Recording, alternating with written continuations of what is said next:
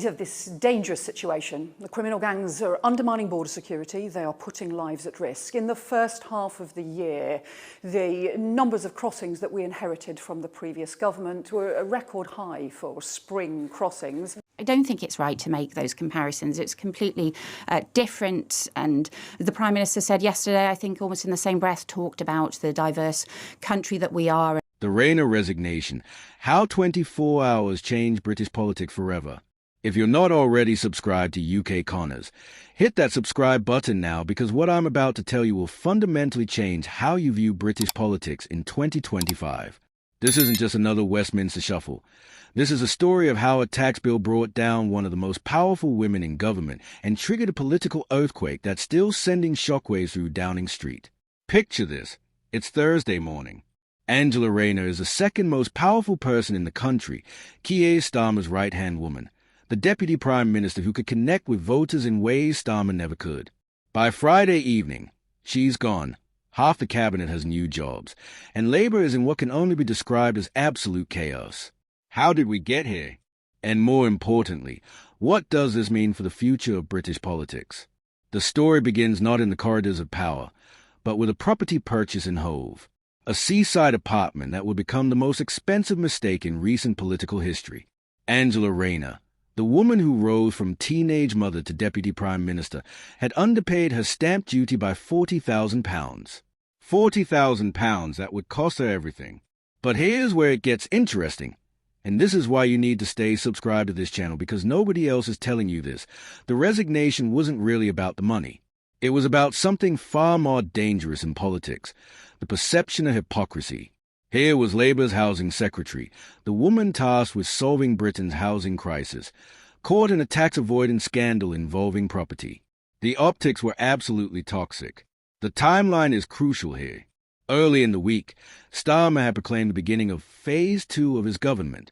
MPs were returning from summer recess, and Number 10 wanted to seize control of the narrative. Instead, they walked straight into a political minefield. By Wednesday, Rayner had admitted she hadn't paid enough tax.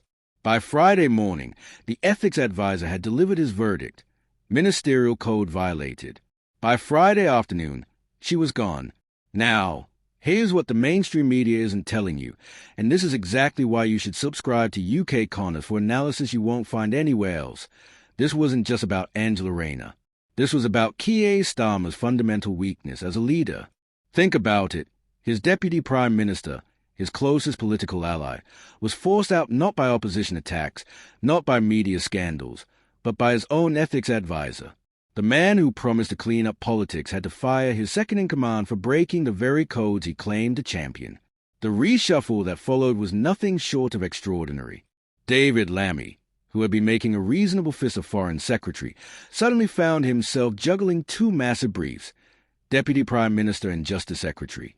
Yvette Cooper, who had been struggling with the small boats crisis as Home Secretary, was mysteriously promoted to Foreign Secretary, a move that reeks of managing failure upward rather than addressing it. And Shabana Mahmood, who had actually shown competence as Justice Secretary dealing with the prison crisis, was thrown into the Home Secretary role with the impossible task of stopping the boats. But here's the truly fascinating part. And make sure you subscribe, because this kind of insider analysis is what UK Conners is all about. This reshuffle reveals everything wrong with modern Labour.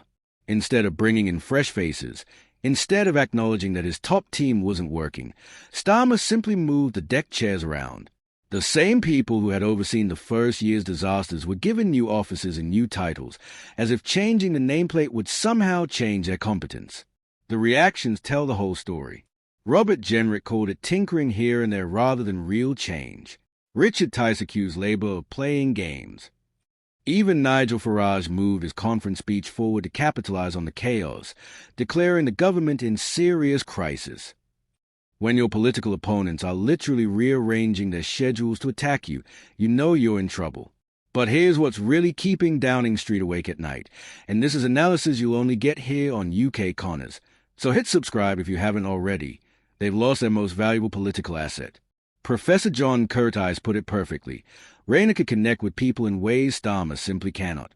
She had presence, style, an authentic connection with working-class voters that Labour desperately needs. Her journey from teenage mother to deputy prime minister was their best story, their proof that Labour still represented ordinary people rising through merit and hard work.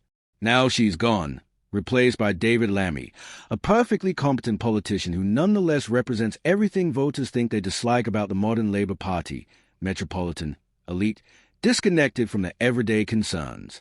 If Rayner was Labour's bridge to their traditional base, Lammy is a wall between them and it. The graffiti outside Rayner's Hove apartment, tax evader Rayner spray-painted on the walls, tells you everything about how this story has penetrated public consciousness.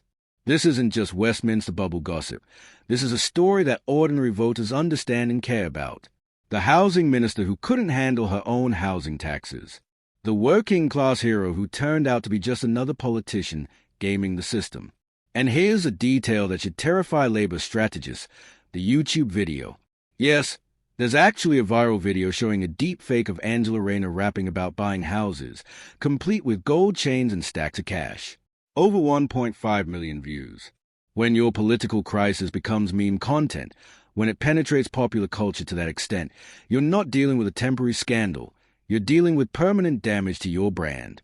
The deeper problem, and this is why you need to stay subscribed to UK Connors for this level of political insight, is that this reshuffle exposes Starmer's complete lack of political instinct. A strong leader would have acted decisively when the story first broke. Instead, Starmer dithered, allowed the pressure to build, let his deputy twist in the wind for days before finally accepting the inevitable. The ethics advisor's report didn't tell him anything he didn't already know. It just gave him cover for a decision he should have made days earlier. Consider the strategic implications. Labour came to power promising competence after the chaos of the Conservative years. Their entire pitch was that they were the adults in the room, the party that could actually govern. Now they've managed to create their own chaos within 18 months of taking office. They've handed their opponents the perfect narrative, Labour politicians playing by different rules, Labour ministers failing at basic competence, Labour leaders too weak to take decisive action. The timing couldn't be worse. With Reform UK breathing down their necks, with Conservative opposition finally finding its voice, with economic challenges mounting, this was exactly the wrong moment for a self-inflicted crisis. The opinion polls were already sliding before this happened. Now they face the prospect of a sustained period of negative coverage, of opposition attacks about hypocrisy and incompetence, of their own supporters questioning whether they are really any different from the politicians they replaced. Make sure you're subscribed to UK Connors because this story is far from over. The lower-level ministerial appointment Starmer is announcing will tell us whether he's learned anything from this debacle or whether he's doubling down on the same failed approach. The new team's first few weeks will determine whether this was a necessary correction or the beginning of a longer spiral. But here's what's really at stake. And this is the kind of big-picture analysis you can only get here. This isn't just about one resignation or one reshuffle. This is about whether Labour can maintain the discipline and competence necessary to govern in the modern era. They came to power at a moment when Britain faced enormous challenges: economic stagnation, social division, international uncertainty. The country needed steady, competent leadership focused on solving real problems. Instead, they're getting political soap opera.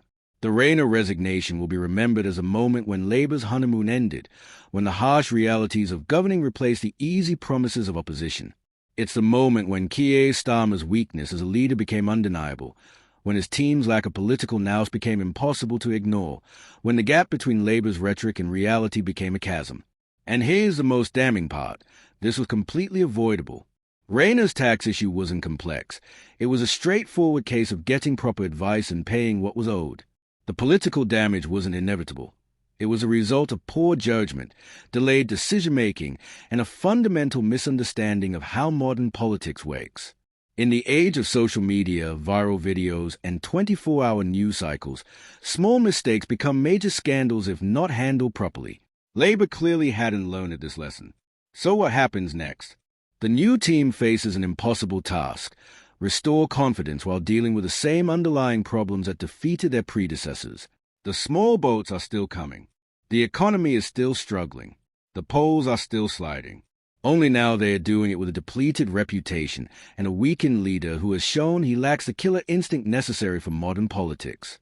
This is why UK Connors exists, to give you the analysis and insight you won't find anywhere else. Subscribe now because British politics in 2025 is only going to get more dramatic, more unpredictable, and more consequential. The reign of resignation isn't the end of this story. It's just the beginning. And you'll want to be here when the next chapter unfolds.